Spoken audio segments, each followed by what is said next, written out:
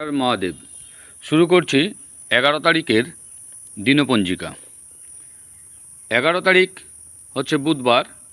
11 তারিখের দিনপঞ্জিকায় আমরা প্রথমেই দেখতে পাচ্ছি যে পূর্ণিমা তিথি 1টা 15 দুপুর পর্যন্ত, জ্যেষ্ঠা নক্ষত্র 8টা 11 পর্যন্ত রাত্রি, ববকরণ এবং কৌলবকরণ, শুক্লপক্ষ, শ্রাদ্ধ যোগ আজকে।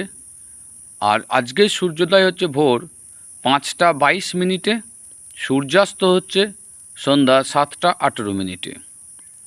আজকের অভিজিৎ মুহূর্ত বলে সেরকম কিছু নেই, কিন্তু আজকের যে খারাপ সময় যেটাকে আমরা রাহুকাল বলি, যে সময়টাতে আপনারা ইনভেস্ট করলে লস হবে, কোনো শুভ কাজ করবেন না, শুভ যাত্রা করবেন না, ঘর বাড়ি গৃহপ্রবেশ বা কেনাকাটা, প্রচুর টাকা ইনভেস্ট, এসব জিনিসগুলো করবেন না।